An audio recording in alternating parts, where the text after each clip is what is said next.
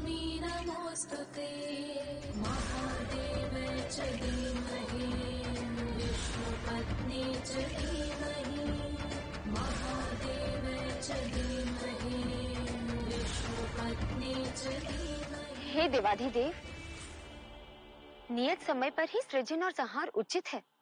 नियत समय से पूर्व और पश्चात किए गए कार्य का परिणाम मधुर नहीं होता। इसलिए आपसे विनम्र आग्रह है, अपना त्रिशूल लौटा लीजिए। इस भीषण अनिष्ट को होने से रोकिए। मानव जाति संतान है हमारी। मानवों को असुरों ने पथभ्रष्ट कर दिया है देवी। असुरों की ही भांति मनुष्य हिंसा, रक्तपात, व्याभिचार, पाप और अधर्म के अंधकार में इस प्रकार से मग्न है कि उसने हमारी संतान कहलाने का अधिकार ही खो दिया है। इस असंतुलन और विध्वंस को यदि रोकना है तो आज का ये प्रलय अनिवार्य है।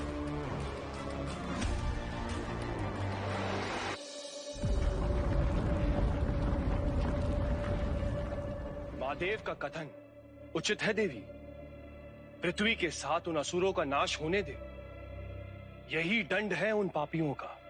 संतान, संतुलन और संबंध यदि बिगड़ जाते हैं तो उन्हें संभाला जाता है, उनका अंत नहीं किया जाता।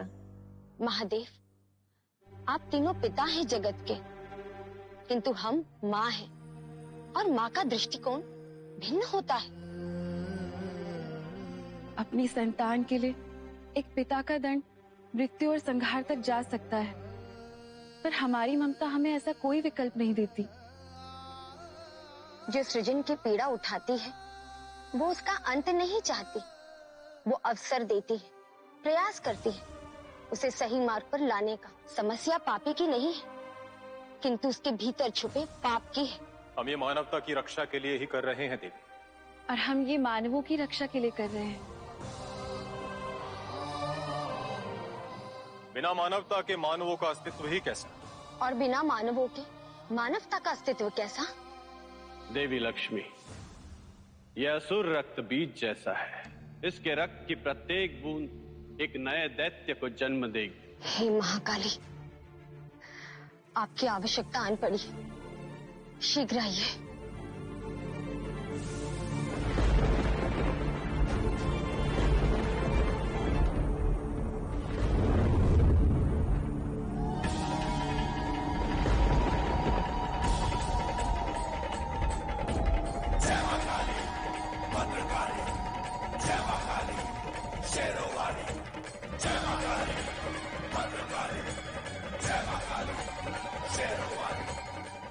ब्रह्मदेव,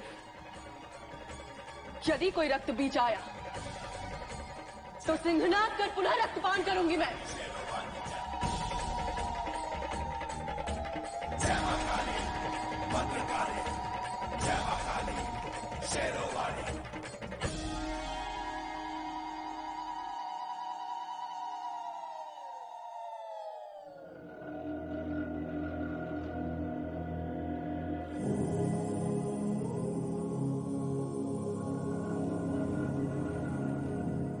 महाकाली,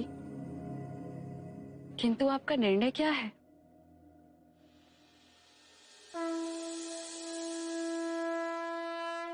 हे महादेव, मैं देवी लक्ष्मी की बातों का समर्थन करती हूँ। आप त्रिशूल को बुलाकर मानवों को एक अवसर दीजिए। मैं मानता हूँ आपकी बात देवी कि उनको एक अवसर अवश्य मिलना चाहिए, परंतु उसके पश्चात क्या? इसका समाधान क्या है? समाधान है हमारे पास, किंतु सर्वप्रथम आप अपने त्रिशूल को रोकिए, उसके दुष्प्रभाव को दूर कीजिए। यही निर्णय है आपका? यही इच्छा है महादेव, यही निर्णय है। क्योंकि पुत्र कुपुत्र हो सकता है, किंतु माता कुमाता नहीं हो सकती। नहीं महादेव, देवियों की बात मत मानिए। आज प्रलय में असुरों का विनाश हो जाने दीजिए।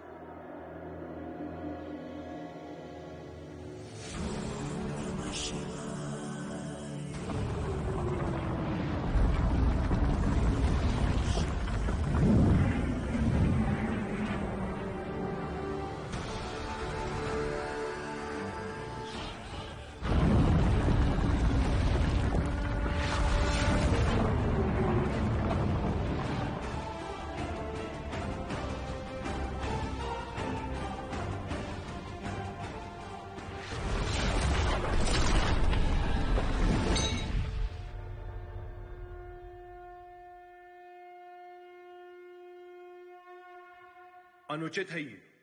असुरों के विनाश में यदि मानव जाति का अंत भी हो जाता तो इसमें कोई बड़ी बात नहीं थी।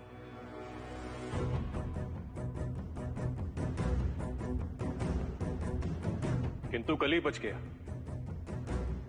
पृथ्वी को बचाया तो कली भी बच गया। अब वो त्रेता युग में उत्पात मचाएगा और हम त्रिदेव भी उसे रोकने में सक्षम नहीं होंगे।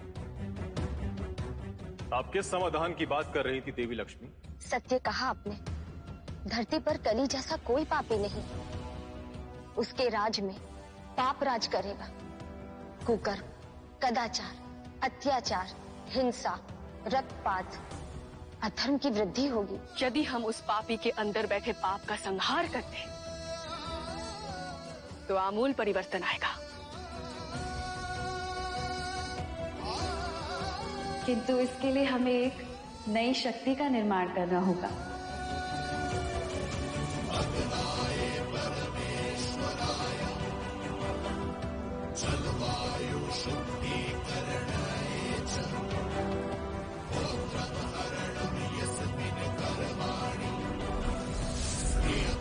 पहले हम 3 नहीं, 1 थी।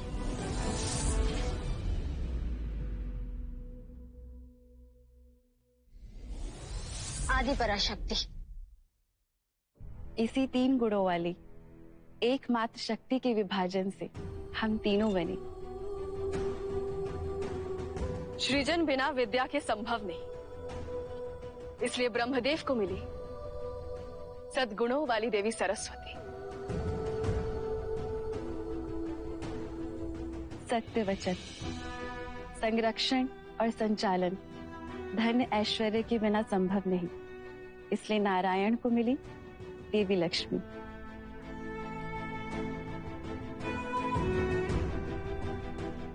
और विध्वंस शक्ति के बिना संभव नहीं। इसलिए शिव के संग हुई देवी काली। परंतु आज हमारे सामने है पाप का शिखर। इसलिए हमें पुनः एक होना होगा। अपनी शक्तियों को एक कर एक नवीन रूप, एक नवीन आकार देना होगा और एक नई देवी का आविर्भाव होगा, जिसमें सरस्वती की सुबुद्धि और संज्ञान होगा और काली की प्रचंड शक्ति और पराक्रम होगा और देवी लक्ष्मी जैसी दया और कृपा होगी। और वह इस पाप के विरुद्ध पुण्य और धर्म का उत्थान करेगी, पृथ्वी का संतुलन बनाए रखेगी, वो भी बिना किसी हिंसा और विध्वंस के। परंतु बिना हिंसा और विध्वंस के इस समस्या का समाधान संभव नहीं है देवी लक्ष्मी। यदि वो सफल नहीं हुई और उन्हें भी हिंसा का सहारा लेना पड़ा तो देवी आपको प्रलय मचाने से नहीं रोकेंगी।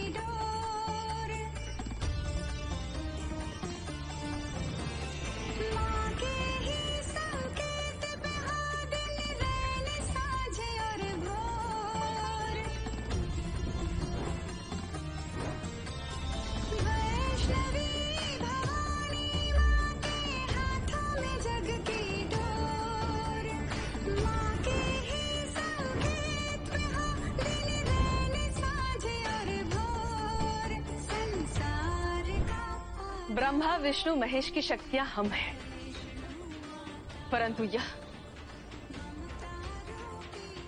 यह होगी हमारी शक्ति।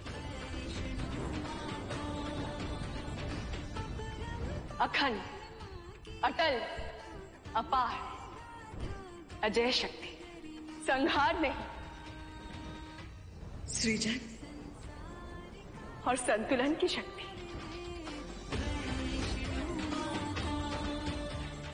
शेरावाली।